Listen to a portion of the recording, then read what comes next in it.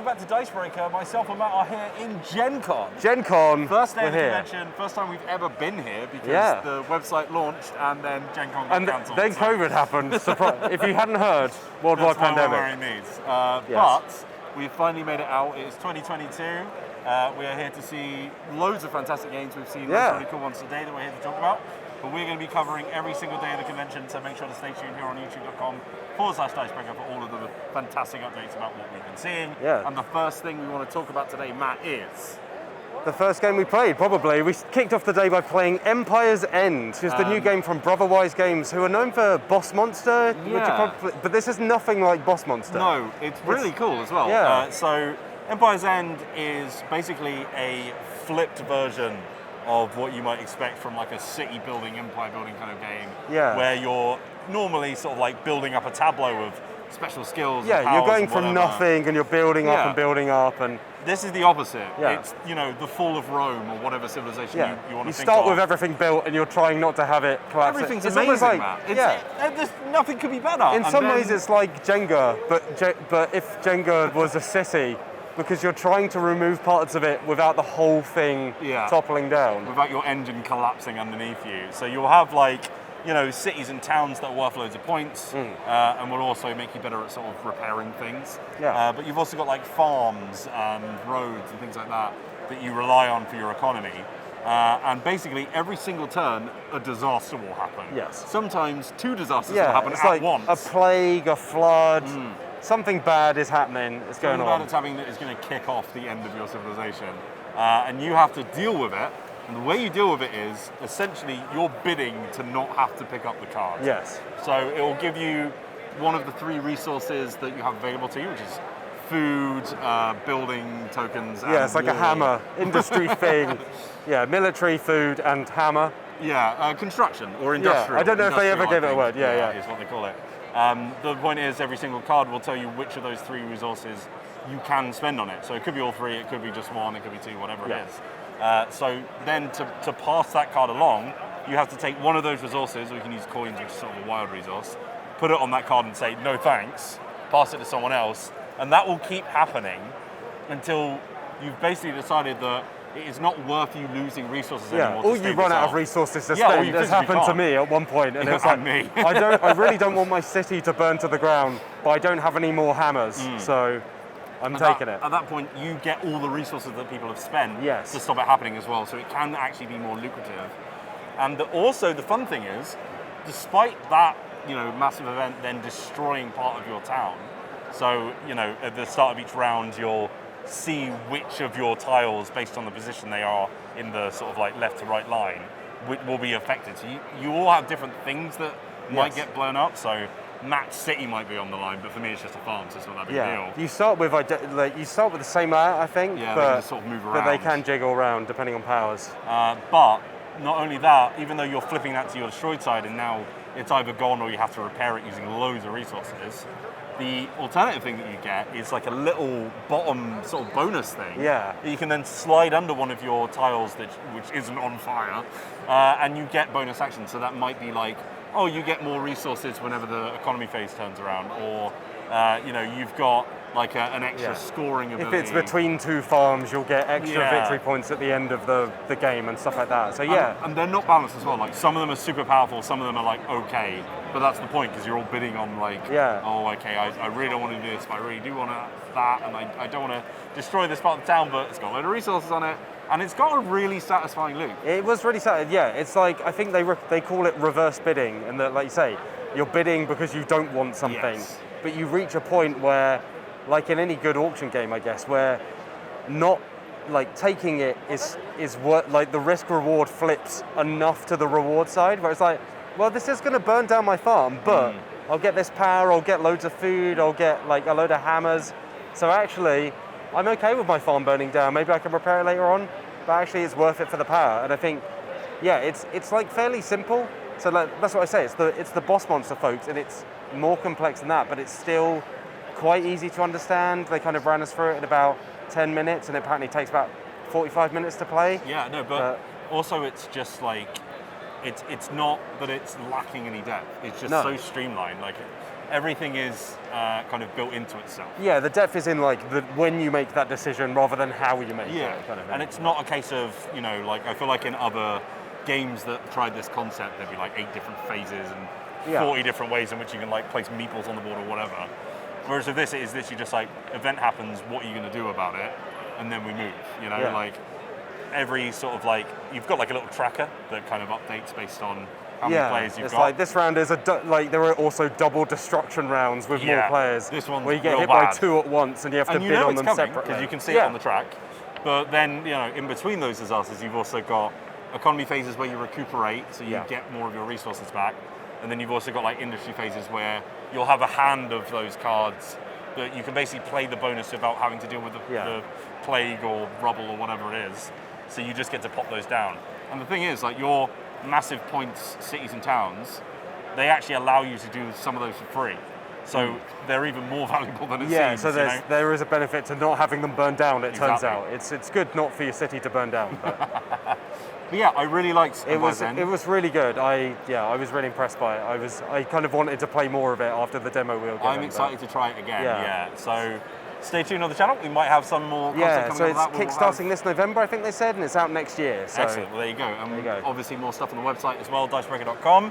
But you're here for more games, so we will give them to you next up on the list. Well, Castles by the Sea, we had a quick run through, also by Brotherwise, but I think worth mentioning. Kind of interesting. It's about building sandcastles. You're tiny, like beach, you're like borrowers. Beach beings. Yeah, like beach borrowers. It's called the Beach Boys, man. And it's a game where you have wooden cubes which look lovely, and you want to add them to a central board which represents the beach. And everybody's building on the same board, but you are looking to build your own structures. Yeah, you've got like little cards with sort of diagrams. So it'll say like, hey, if you put these 4 blocks in this arrangement, you'll then build an arch, and that's got your color on it, so it's only yours. But you could use somebody else's blocks that they've already put down. Sand is sand at the end of the day, sand belongs to everybody. Apart from Anakin Skywalker. Yes, I hate sand. So yeah, it's this interesting kind of like wrestle over control of the board, but you also then have to deal with hazards like a dog that might come along and knock your sandcastles down. The theme is really fun. You've got it's really cool. Because you're seeing it from the perspective of your little borrower folks. Like, it's like, oh my god, there's a giant, which in actual fact is a toddler. Or like, they called it, the dog is called the Terror. Because they've misheard that it's called a terrier and stuff like that, which is like fun little quirks. Yeah, for a game that is just about putting wooden blocks on a board, they've dressed it up well. Surprisingly thematic, But it looked really cool. Like I say, we kind of got a quick run through of it. We didn't play it ourselves, but yeah, it seems fairly straightforward, but just seems like if people have played Tiny Towns, kind of seems in that kind of vein. Yeah, the building sort of reminded me of Blueprints. Have you played that? You know, the dice. Yeah. Yeah, it's that kind of like 3D verticality. You can see even on the cards, like they have like certain blocks are sort of see-through, so you can see what's going on underneath. And their sort of leader of the studio who was talking us through it was very much like, some people just are just not capable of doing this game because there are certain brains that just don't work in that way. So that might be something to be aware of if you've got a brain like that. Yeah, like the rules are simple, but again, just like visualizing, like, okay, I need these 6 blocks in this arrangement starts to become very complex when you've got blocks all over the different like sections of the board. But yeah, it seemed really cool. Yeah. Next on the list, let's move over to one of the big ones that we played, Warcrow Adventures. Yes. So this is from the same studio as Infinity, the sci-fi skirmish miniatures game, Corvus Belli. It's essentially, if you've not heard of it, like a sort of futuristic version of our world with very cyberpunk kind of settings. It's not 40k-ish, it's not Warhammer 40k, but it's in that vein. And so if that's their 40k, this is kind of their Warhammer fantasy, Warhammer Age of Sigmar stuff. And this is a brand new IP that they're launching. They announced it not that long ago. Yeah, and they're quite upfront in saying, they were describing these are your fantasy tropes. You've got elves, you've got dwarves, you've got wizards, you've got kind of, the classic D&D classes, classic D&D species. And you can tell that they were just like, we really want to make a fantasy game. Yes. And whilst they've got their own sort of unique twists on that, it's not going to be the most ambitious fantasy set you've ever seen, I imagine. Again, they were the ones saying like, yeah, these are pretty much the tropes you'd expect. Which is fun though. I feel like they kind of did the same thing with Infinity, where it's like, oh yeah, well this is cyberpunk, right? So you've got your mechs. You've got hackers, you've got mechs, you've got suits of armor, and all that kind of stuff, and sophisticated guns and gadgets and whatever. So this was a sort of dungeon crawler first entry into the world. Yeah, so this is the first game they're putting out, but they've already said that a full war game is coming, similar to Infinity, and they've said that the characters in this game kind of represent the factions that will then become full armies you can collect. But for now, it was we were playing a 4-player game, so we had 2 spell cards. We had a cleric, we had a sorcerer. You were a tanky dwarf, and then we had an elf ranger. So again, sticking to the stuff that you know, it's exactly what you'd expect. What I didn't expect though was that this has a companion app that makes it more like Mansions of Madness or Descent. I think Descent is a better example because obviously it's the same setting, the same. But it works very similarly. It felt very much like I was playing Descent. Yeah, there are tokens on a physical board, and when you walk up to them, you then press in the app. I am interacting with this token. And it might say, hey, test strength to open this chest, or test, I don't know. Persuasion or whatever. To talk to someone, and their responses can differ in the app depending on how well you roll. So there is a companion app aspect to it, but then we got into combat. Yes. And I feel like combat is where this game moves away from something like Descent, something like Mansions. As you could probably expect from the miniature war game. It very much, it's this is made by war game people. Yeah. So the combat is not dense, but it is more complex. There's an initiative tracker, which was a fun spinner. And there were various ability cards. You were assigning energy cubes to actions.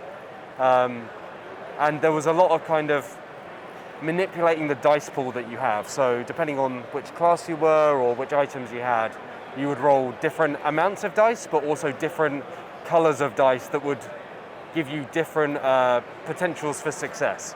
So it's red is better than orange. Yeah, again, it reminds me of Fantasy Flight style, or whatever it's called, the Twilight. No, not what is it? The Star Wars dungeon crawler thing. Imperial Assault. Imperial Assault. You've got your color-coded dice in there, better than the others and whatever. Yeah. But it also had this kind of aspect of, you've got your roll. So, but it's not just a case of there are X amount of successes on this die and that's it. You've also got hollow successes. Yes. Which are only useful in certain circumstances, and then you've also got exclamation marks, which kind of trigger abilities. But it's not necessarily just a case of I have this ability. Oh, it triggers. It happens or it doesn't happen. Yeah. Yeah, it's very much like a sort of, okay, I've got this roll. I could just sort of take it at face value, or I could use some of the abilities that I've got around here. Some of my cards might have to tap in exchange for doing that. Some of them are just innate. I can only do each thing once. So it wasn't just a case of I roll my dice. Here's what happens. We move on. It was sort of here's my dice. Here's the sort of options I'm working with. What do I want to use this for?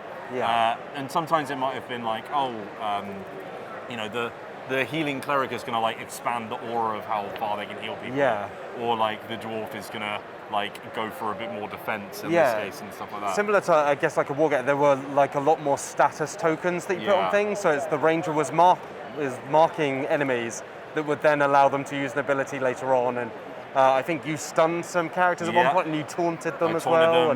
So stuff it would make them worse at fighting because I was their dice got downgraded, I think, and all sorts. That was a mechanic, and it was very much like a sort of, there was a lot of complex statuses that you were having to sort of juggle with, and then the enemies would do all their own things as well.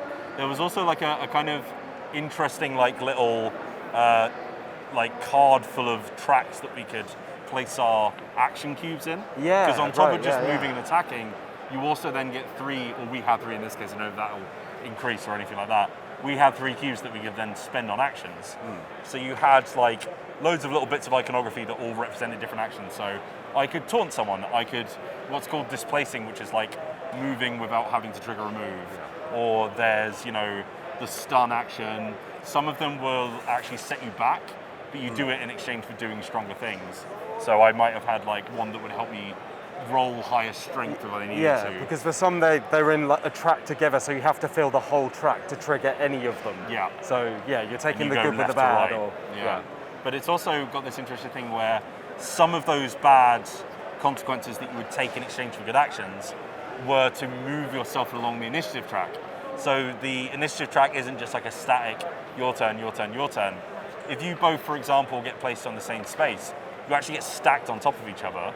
And when you finish your turn, instead of staying where you are, you move your initiative again around the clock. Yeah. So you can then go, oh, okay, well, I'll move 2 more spaces, which might mean that the enemies go like twice before I actually get to go again. But in exchange for that, I'll get some really powerful actions that I can use. Yeah. Also, if you just jumped one ahead, you effectively got 2 turns in a row and things like that. It was like, and I think that's what made it stand out, is there was that level of kind of complexity to the strategy rather than just rolling some dice and seeing if you hit or not. It was like, okay, you have to start thinking about how you're going to chain all this together, bounce off each other, but also put your own abilities like together in a way that's going to, defeat these enemies. So yeah, we saw a lot of the combat. We saw less of the narrative, which are the kind of 2 halves of it. Like when enemies appear, you flick into a combat mode, and that changes how you move. We saw a little bit of narrative, like we spoke to a guard, and the guard said some stuff. Like there was a little bit of dialogue. It seemed there was nothing like very like, whoa, okay, there's some real prose going on here. It was very much like, oh, I'm a guard and I saw what happened. Yeah. I failed to persuade you. Oh, I can't be bothered to tell you. So I'm gonna walk off. And they said it will be a campaign of about 10 scenarios. They'll be linked together, and they'll be in between missions. You will go back to a city, and you can interact and do side quests and things like that. Downtime actions. Yeah. So it sounds like there's a lot more to the game and the app than we saw. But I think in terms of just pure gameplay, it was interesting. Like I was having fun with the combat.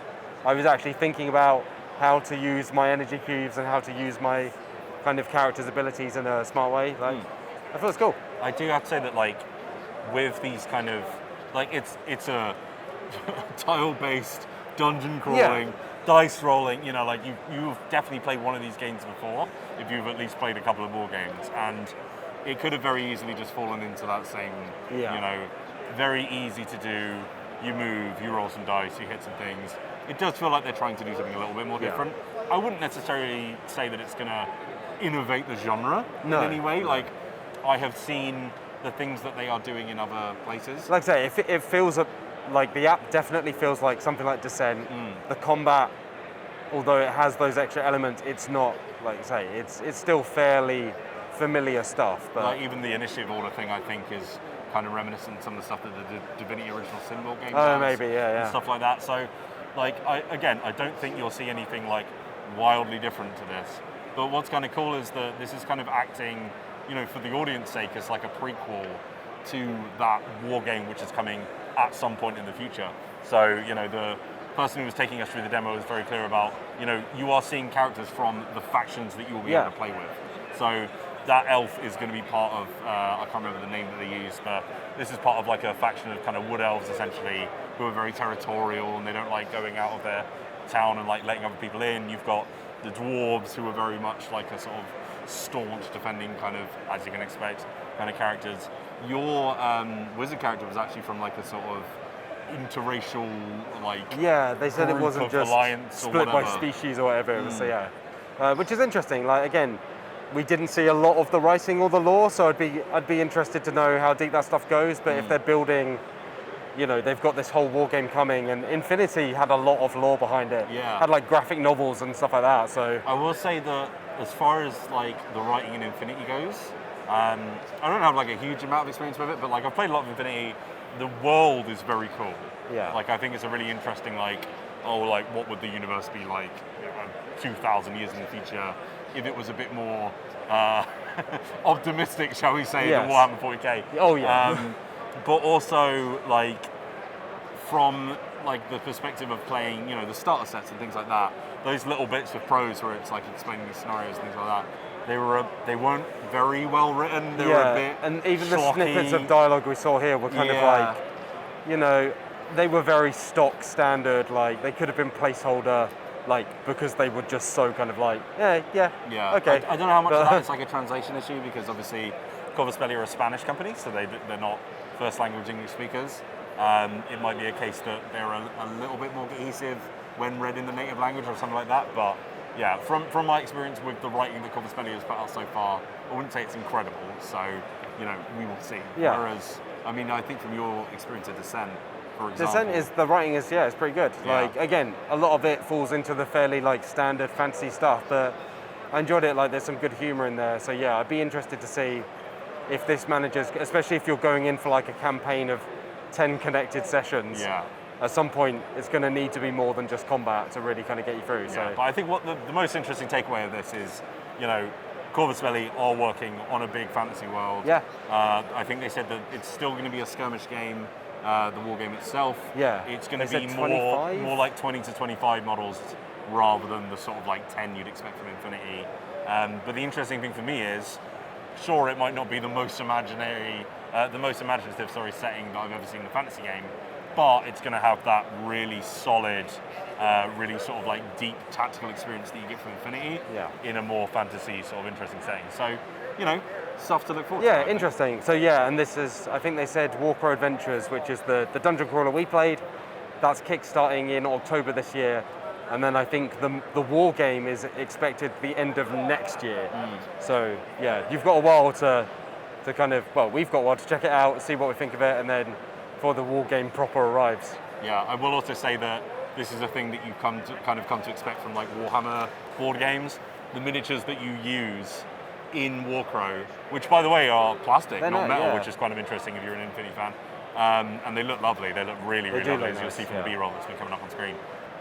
But those miniatures will be playable in the tabletop war game as well. So, you know, that's a thing that you can sort of, I don't know, invest in if you're looking for sort of mixed varieties of models. And I believe the bad guys, for example, will also be part of factions and stuff like that. Yeah, I think it largely all crosses over. So yeah, that was Warcrow Adventures. After that, we played Quirky Circuits, which came out a few years ago. This is a new edition by Nikki Valens. They designed Mantras of Madness, and this is a million miles away from that. Really? I didn't know that. Nikki Valens co-designed Mantras of Madness 2nd edition, and Eldritch Horror. So yeah, but this is a very different game. Like I say, original edition came out 2019, I think, but they've reboxed it in a cheaper set that has new maps and new levels, but the gameplay is the same.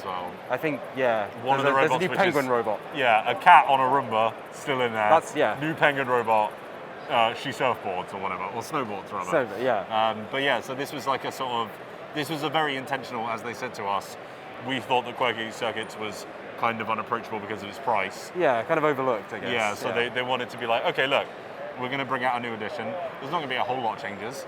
It's going to be more of the same thing that you'd expect, but it's aimed at a more, sort of beginner-friendly audience. They said $20 for this box. Exactly, which, It's not got the huge price tag attached to it.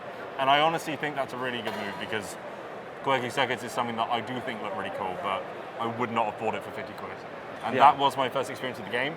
Had a really good time with it. It's really fun. It's fun. So yeah, I compared it to those of a certain age, maybe in the UK only. There was a program at school that we had a little turtle and you'd program it. So it'd be like, forward 10, turn right 90. And this is like that as a board game. Also, folks have played Robo Rally, the kind of classic programming game. Things like Cult Express, like those games where you are placing cards face programming down, in moves, what you hope to happen, and then you see what actually happens. Yeah, but the twist here is you're all doing it at once. Co-op. Yeah, it's a co-op programming game. So you've got like a sort of run of cards in front of you next to your board, and for the scenario we just had it's a little Roomba with a cat on it. It's trying to hoover up all the dust bunnies. Which are literal bunnies made of dust. Bunnies. They look very cute. And all you're doing is just changing the direction in which it moves. Are you going forwards, backwards, rotating, turning around 180 or whatever? And then you've also essentially got special rules for the character that you're using. In this case, if the Roomba smacks into a wall, it turns left. Yeah. Sort of mimicking. Which sometimes you can use to your advantage, but other times if you think that someone has they've only played one forward, and actually it's two, so it turns left, and then you also turn it left. Chaos starts ensuing, but that's the fun of it. It's we were laughing a lot whilst playing. It was really good fun. It was really good fun. You've got a hand of 4 cards each. In any order, at any time, anyone can just place a card, and it will go to the rightmost area on the sort of tracker. And then once everyone's just okay, I'm done, every single card that got played gets played left to right. Yeah, so they're played face down, but you can see that it's either forward or backward or a turn of some kind, but you don't know the specifics. So you think you can read what other people have done, but then you realise that, they weren't going forwards, they were going backwards. Yeah, or they've done a 180 spin rather than just a 90, Yeah, it's just like a very, very fun, silly little game. It also had like a kind of interesting score thing where you've basically got like a battery level, which is essentially the rounds in which you have to complete it in. And if you run out of time, then you've lost the game. Yeah. However, because it is a set thing, and you can complete it in, like 3 or 4 turns. I mean, if you're good, you could potentially just play all your cards in one round and I wonder if there is a setup. I wonder if they've set up each scenario in a way that you could feasibly do it in one turn. But essentially, you can just keep replaying each scenario, which are, again, in that classic plaid hat, flip book binder thing. Yeah, so this is the folks that did like Stuffed Fables. Exactly, yeah. You've got that kind of like a sort of storybook almost in those ones. Yeah. In this case, it's just, here is the scenario, here are the rules or whatever. Yeah, here's the map. Now with this sort of like score round tracker, you can then replay the scenario to try and beat your score from last time. Yeah. We were absolutely terrible. We almost died.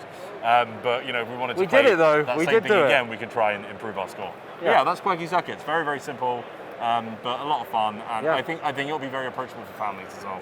Yeah, it seems like a really good game to just play as a group. Like, again, it's fairly straightforward, so you can play with like young uns. Oh, you can explain the rules in like 10 seconds. Yeah, sure. And it's super cute. Has a great look to it. Like, it's a really neat game. Yeah. Like, hopefully this gets it a bit of a better look in, because, like I said, it's been out a while, but clearly just didn't necessarily find the audience. But but that is out for retail right now, I believe. Yeah. I think so. I think it used to be like exclusive at one of the American Barnes & Noble. Yeah, I think Barnes & Noble. It's been out a while, but it's now out everywhere. So there you go. Moving on. Will, should we talk about the Squid Game game? Yeah, okay, so I'm going to title this video like, I can't remember the number, but 5 best games you saw at Gen Con Day 1, brackets, and the worst. Squid Game. So this is something I subjected Will to because I was curious. There's a Squid Game board game. Popular Netflix series, obviously. Hey, what's a good way of making money? Take a popular Netflix series based on a series of kids' games that you can play in a playground for the price of essentially nothing, and then box it up and sell it for like 20 quid. But also they are nonsensical worse versions of the game. So yeah, it's the games you see in Squid Game, the TV series. There's the red light, green light with the doll that shoots you. There's the marble game, we'll get onto that in a moment. Oh God, yeah. There's the glass bridge where they break. There's the cut out the biscuits. Yeah, poking out the biscuit. And there's Squid Game. Yeah. Maybe there's another one in there, tug of war. Yeah, so each player has like a number of contestants. So you want at least one of your contestants to win all the money, but some will get eliminated. And yeah, it's basically a series of mini games inspired by each of the games, but all of the mini games are kind of crap. So like, imagine if WarioWare was really bad. Yeah, that's essentially what the vibe they've gone for. It's a shame because there's maybe a fun game in here where you're like trying to survive, but the problem is that most of the games just feel very samey. They try and use a similar set of cards and components, but they all end up being a variation on play some cards. Those cards have numbers. Like, you move closer to the doll in the red light, green light. You pull harder in tug of war. You move up in Squid Game, or you stab someone. And like the Squid Game bit feels a bit like rock, paper, scissors, where it's did you stab or did you block or did you move? The tug of war one is just the bigger number wins and everybody else gets eliminated. And it was also just like, assign your people to a side. Yeah. Without any sort of inclination of in turns. Like the glass bridge is pure luck because you just flip over the cards and did it break, you lose all the things on that space. The biscuit one. The frustrating thing is, like, this game should have been from the perspective of the, the horrible bastards who are betting on it all. Yeah. And then, you've got, almost like Camelot, you've got like you bet on the contestants. Yeah, you bet on the contestants. You've got like a series of, maybe they each have like a stat for each thing or whatever, so agility, strength, whatever. And then you're like, well, I think this person will do good, but then it's all down to a dice roll. And that would be such a simple way of getting the, content and context of Squid Game into an actual war game. Well, obviously this was made in probably about 10 minutes with, Photoshop open. It's just substanceless. In an age where there are so many good tie-ins to movies and TV shows, this ain't one of them. I would just avoid it. Don't buy it for anyone that likes Squid Game. Don't buy it for yourself. Just don't play it. Unless you really don't like that person. We played it so you don't have to. Please don't buy it. I wrote in my book, Squid Game sucks, in massive capital letters underlined. But to come to our favourite thing of the day. Tell you what didn't suck. Oh my goodness gracious. We've actually got a copy here because we played this in like the press room here, where they've got copies of a lot of the newest games out. Including Squid Game. Including Squid Game. And we picked this up because I was like, oh, I've heard really good things about this, I want to give it a go. And we loved it so much that we literally ran to the booth before the show closed. Were like, please, we need to play more of this. Play more tonight. It's so good. This is Decorum. More B-roll will be showing up on screen. I haven't filmed it yet. But this is a game about passive-aggressive roommates who are decorating their house, and each all have very specific requirements on how the house must be. The writing is really fun as well. It's genuinely hilarious. So good. So, for example, we had like a complete oddball has been paired with an Elvis impersonator. Yeah, right. So, you know, the Elvis impersonator is desperate to get loads of retro items around the house, and he wants the colour schemes of his retro items to match the paintings on the walls and stuff like that. Whereas Annie likes to mix it up, and she's like, I just love mixing things up. She's like, oh, I don't want retro things everywhere. I want this to be a nice, you know, collage of different styles. I want a different style in each room. Exactly, it's like, okay. And then we also had, like, for example, Bob Ross, or like a, you know, amalgam of Rob Boss has been, like, you know, married to essentially some kind of secret agent. Oh yeah, that was the Agent Eve. Yeah. Who is like trying to save the world based on her furniture layout, whilst Bob Ross is just like, I just want pretty colours everywhere. Yeah. So there were like. And what I was surprised by is like this is like a scenario game, like something like Fog of Love. You open envelopes. There are different characters and objectives in every. It's the same publishers as Fog of Love as well, right? Yes, now, And but it's genuinely like I was so surprised by how much character comes out of just the little objectives you have. And I think it's really simple because you can either add an item to a room, take an item out, swap it for a different style, or paint. Yeah. And that's all you do. You do one action per turn. But then, and I think the key to it is that you're like, so we were playing the 2-player game, it goes up to 4 and it changes, you get roommates and stuff like that. But regardless, afterwards, although you can't discuss your conditions that are hidden, you get to respond either positively, negatively, or neutrally. And you can be like, oh, I hate that. Like, I hate that you've done that. That's the worst piece of furniture you've ever put like, out. How could you do this to me? Or like, no, I absolutely love it. Like, that's perfect. It's great. It really ties the room together. I really love it. And it's such a simple thing, but you really then get into the fun of like being like, oh God, why did you put that lamp there? But you can't say, why the hell did you put a lamp in that room? I need you to put a wall hanging in there. But so instead you're just like, I hate that. That's also the only communication you get, right? Yeah. Because it is one of those games where you are all cooperating, but you can't communicate what you actually need because you'll give away the objectives. So that is the only communication you can give. You can't do facial expressions, tone, anything like that. You just go, oh, I hate that, or oh no, I really like that, or I'm fine with that, that's fine. But the great thing about it is because you have so many of these games, I've played loads of these games where, you know, like The Crew we raved about, for example, where it's like you're cooperating with like these abstract rules that you all need to follow, but you can't talk about them. You have this thing where, with The Crew, I just felt so much like, I just want to shout about how annoyed I am at everyone. Whereas this game lets you, like it's part of the game, It's just so fun. It's pretty as well. It's nice and colourful. Yeah. All of the little objects are these quirky little things that have like weird little designs, and each token has like there are like 4. So there's lamps, wall hangings, or curios they call them, and they're either like retro, unusual, modern. The other one that I can't remember. So yeah, you're playing with that, and then they are different colours as well. I would say I don't think it's colourblind friendly, because they don't have symbols for each colour. Yeah, but the different colours may be distinct enough. You have a board next to the house which shows every single object. That's true, yeah. And it also tells you, like for example, if you know something is red, it will have a certain picture on it. So you can be like, oh, that is also red because it's got that same picture on it. Yeah, maybe that's true, yeah. I don't know if that will help enough, because obviously there's also There is colour driven, it is colour driven, so who knows. But what I was really impressed with is, as well as the sheer like fun value and also the great writing and all of it, is I was really impressed by like how different some of the objectives are. Yeah. Because it's not just a case of like, oh, you want green in this room, red in that room, and you can't have 2 lamps or whatever. Yeah. Like they get really specific, and the way that it interplays with the other character as well, or other characters in certain cases, is actually like a lot of where the humor comes from.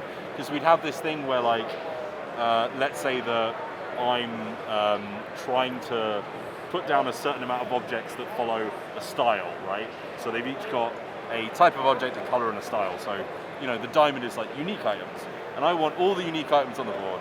So I keep trying to put unique items down, but Matt's like, no, not there, you can't put that there. No, stop it, that is not that room. Because meanwhile I can't have 2 objects of different styles in one room. Or... So we had this puzzle where it was just like, okay, I have to have all the items out, but you can't have more than 1 item in the same room. But we don't know this. But we don't know this. So I can't keep putting it there, so I'm going to have to swap this. So every time he puts something down, I'm like, is this all right? And he goes, no, I hate that. I'm like, oh, God. Yeah, or you immediately swap it back, and it just to reinforce, like, do not paint that room anything but red. I need that room to be red. The fun thing as well is that, like, you have this kind of break point where, because you are obviously like awkward roommates, and you don't like talking about, like, you don't want to be like, oh, can you like do this specifically? You're just like, oh, I don't really like that. Can we not do that? Yeah, it's passive. Like, passive aggression. You're struggling to communicate, but then you every now and again you have this thing called a heart-to-heart, where you literally just go, look, this is one of my objectives. Yeah. So if you're struggling, you get this time to be like, hey, this is the one that you keep messing up. Like, make sure you do this. When you're playing with the 3 or 4 player variant though, you start to add in roommates and like... And the roommates are you as well, so it'd be like, you need your room to be this colour. And you can like, I'm going to go live in the other room instead. Yeah, and, you like, swap kick out. Someone else out. But you, instead of having a heart-to-heart, you have a house meeting. Yeah, it's really just good. A lovely little touch. Yeah, it's like, it feels really kind of weirdly thematic, even though there's not loads to it. Like, it's just so the little cohesive. Dashes are so good, There's nothing that has suffered in exchange for making the game. Like I say, we played like 4 or 5 scenarios in a row. There were quite a few in the box. I think there's 22 player and 10 3 or 4 player. Wow, So there's quite a lot of content. And we had someone next to us, so this isn't officially from the studio. We had someone next to us who said that they're planning on making like digital scenarios that they release over time, because it's literally they're just cards for the most part, or from what we've seen. There's also like a secret thing. Yeah, they've got until certain. You know, it's almost like a legacy game. As well.